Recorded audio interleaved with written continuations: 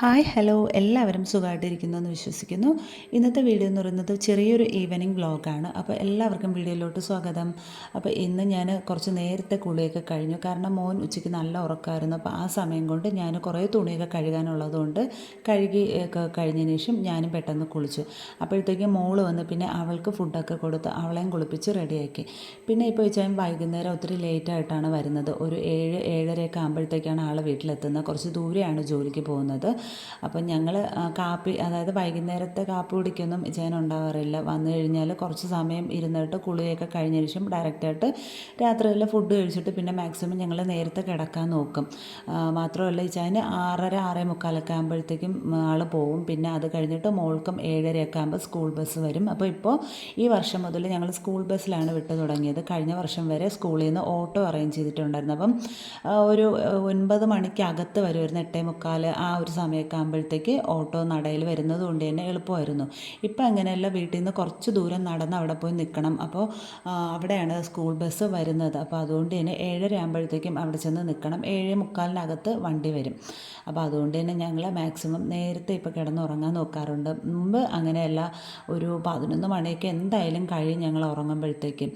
അത്രയും നേരം താമസിച്ചായിരിക്കും രാത്രിയിലെ ഫുഡൊക്കെ കഴിക്കുന്നത്, അങ്ങനെയൊക്കെ.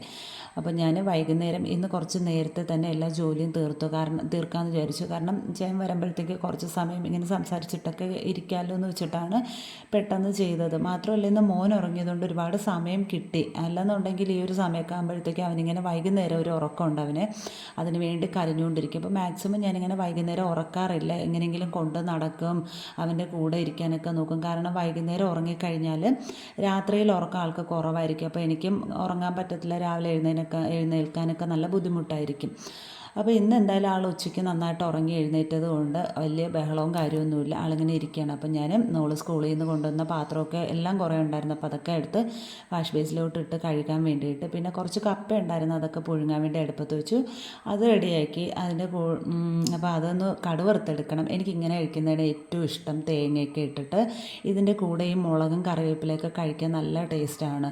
ഞാൻ ഈ കപ്പയുടെ ഇടയിൽ ഈ മുളകൊക്കെ വെച്ചിട്ട് ഇങ്ങനെ കഴിക്കാറുണ്ട്. അല്ലെന്നുണ്ടെങ്കിൽ ഇങ്ങനെ കടുവറുക്കുന്ന ഐറ്റത്തിൻ്റെ മുളക് എനിക്ക് ഭയങ്കര പേടിയാണ് എരിവ് കഴിക്കാനായിട്ട്. മാത്രമല്ല ഞാൻ അങ്ങനെ എരിവ് കഴിക്കുന്ന ആളല്ല. അപ്പം ഇങ്ങനെ കഴിക്കാൻ നല്ല ടേസ്റ്റാണ്. ഈ അല്ലാണ്ട് കറിയൊക്കെ വെച്ച് കഴിക്കുന്നതിനേക്കാളും കട്ടൻ ചായയുടെ കൂടെ ഇത് കഴിക്കാൻ നല്ല രുചിയാണ്.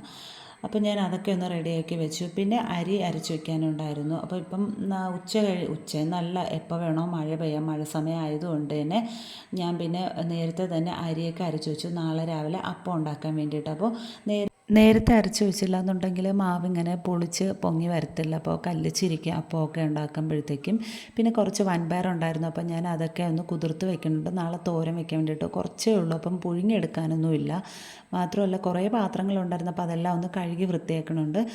വൃത്തിയാക്കി വെച്ചതിന് ശേഷം കട്ടൻ ചായയൊക്കെ കുടിക്കാമെന്ന് വിചാരിച്ചു. പിന്നെ മോൾക്ക് ഇതിനിടയിൽ ഞാൻ മെഹന്തി ഇട്ട് കൊടുത്തിട്ടുണ്ടായിരുന്നു. അപ്പോൾ എനിക്കങ്ങനെ മെഹന്തി ആയാലും എന്ത് പടം വരയ്ക്കാനായാലും അങ്ങനത്തെ ഒരു കഴിവൊന്നുമില്ല.